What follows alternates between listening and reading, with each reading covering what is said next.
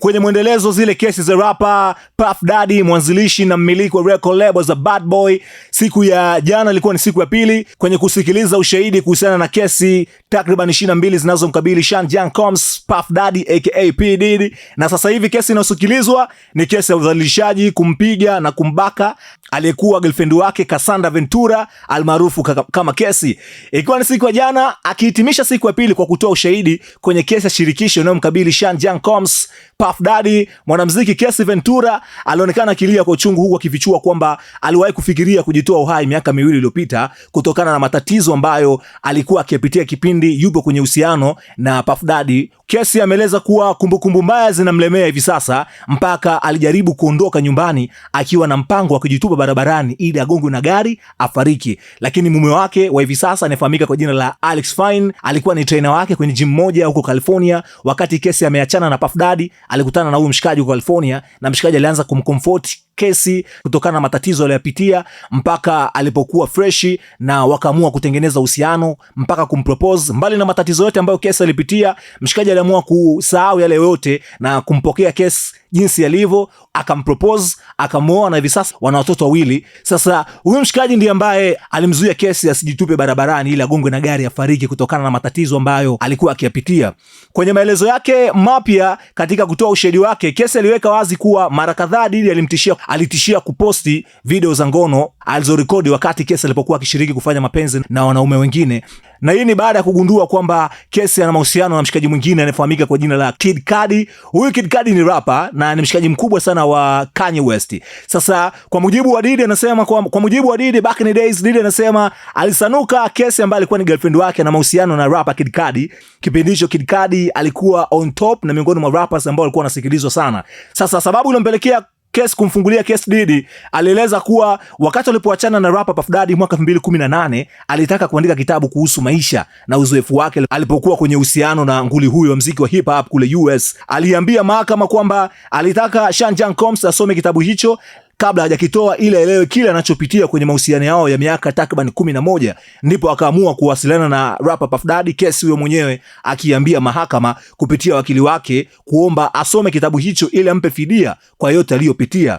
Kesi aliweka wazi kuwa alitaka Diddy alipe dola za Kimarekani milioni 30 ili apate haki ya kutumia kitabu chake. Yani Diddy alimtaka Kesi alipe kiasi cha dola za Kimarekani milioni 30 ili apate haki ya kutumia jina la Puff Daddy pamoja na kila kitu cha Puff Daddy kwenye kitabu chake ambacho kilikuwa kikielezea madhila, adhabu na ukatili wote ambao alikuwa akiupitia kipindi ambacho yupo kwenye mahusiano na rapper Puff Daddy. Hata hivyo, Kesi anadai Diddy hakujibu ombi lolote, ndipo alipoamua kufungua kesi juu ya Diddy Novemba 23 mwaka jana, akimtuhumu kumhusisha na usafirishaji haramu wa binadamu, kumbaka na kumfanyia ukatili kimwili.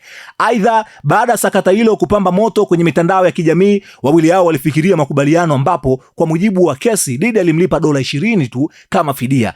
Wakati akiendelea kutoa ushahidi siku ya pili ambao ni siku ya jana juu ya ukatili na udhalilishaji ambao walikuwa kuupitia kipindi ambacho yupo kwenye mahusiano na Puff Daddy, na yeye pia alikuwa anashuhudia zile white party ambazo huu uchafu wote ndio ulifanyika. Siku ya Jumatano kama sio Jumanne tulikusogezea taarifa ya ile video ambayo inasubiriwa kwenye zile video 5 ambazo mahakama inasubiria, zinazoonyesha namna ambavyo Diddy alikuwa akimdhalilisha, kumpiga na kumfanyia kila aina ya udhalilishaji kijinsia, kingono na kihisia.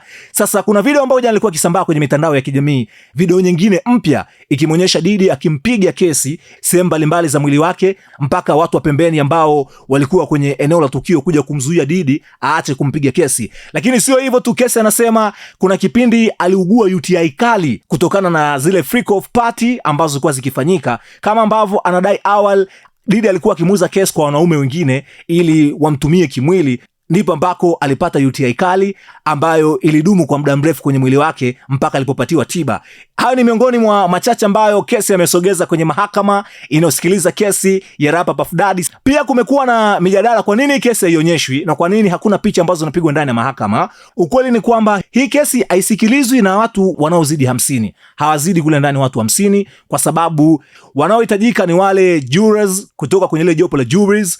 Yani hawa ni wale wazee wa baraza la mahakama na hawa pia huwa wana vigezo vya kuchaguliwa mpaka wasikilize kesi fulani, na unatakiwa uwe na uzoefu kwenye hiyo kesi ambao unaisikiliza. Kwa mfano hii kesi ya Diddy, hasa ili shtaka la kesi la ili shtaka ni shtaka la ukatili wa kijinsia. Sasa kwenye ile baraza la wazee wa mahakama au wajumbe wanaoenda kusikiliza hiyo kesi kutoka kwenye ile cabinet ya jurors, unatakiwa uwe na uzoefu wa masuala ya ukatili wa kijinsia, kihisia pamoja na kingono. Yani uwe tayari ushasimamia baadhi ya cases, lakini utakiwi kuhoji hii kesi kwa kutumia zile personal feeling. Unatakiwa uhoji kutokana na uhalisia jinsi ulivyo. Lakini pia kama ulipata bahati ya kuwa mshikaji wa mmoja kati ya hao waanga, aidha kesi ya Diddy, utatolewa kwenye hilo jopo, kwa sababu wewe unaonekana moja kwa moja una vigezo vya kusimamia hiyo kesi, kwa sababu unaweza kutoa pia mawazo yako kwa kumfeva mshikaji wako ambaye ndio mtuhumiwa au anayemtuhumu. Kwa hiyo utaondolewa. Lakini sababu nyingine ya hii kesi kutorushwa kwenye mitandao ya kijamii kutokana na confidential report ambazo zinatolewa huko ndani, yani zile ripoti za siri kabisa. Umesikia kuna video zitaonyeshwa zikimonyesha kesi akifanya mapenzi na wanaume wengine, lakini sababu zilizomsababisha apate UTI na hata magonjwa ya ngono ni miongoni mwa sababu ambazo haziwezi kuifanya hiyo kesi ikarushwa kwenye mitandao ya kijamii au kurushwa kwenye television kama ambavyo zilivyo kesi nyingine tulivyozishuhudia. Kwa mfano kesi ya R. Kelly ilikuwa ikirushwa kwenye mitandao ya kijamii na hata kwenye television, hasa zile hatua za mwisho ambazo Kelly alikuwa anaenda kuhukumiwa, ndio kesi ilirushwa, lakini awali kesi haikurushwa. Sasa hata pia idadi ya waandishi wa habari, wanaingia waandishi wa habari wa vyombo vya habari wachache. Kila chombo cha habari kitatoa mwandishi wa habari mmoja, na akifika kule ndani huruhusiwi kupiga picha, utaandika kile ambacho kinaendelea, na wakati unaandika sisi tutachora picha huko ndani. Utatuambia P Diddy amevaa nguo za namna gani, nywele zake zikoje, yukoje, tu anacheka na furahi. Ndio maana wakati jana tumekusogezea ripoti ya kesi, tulikwambia kesi alionekana analia.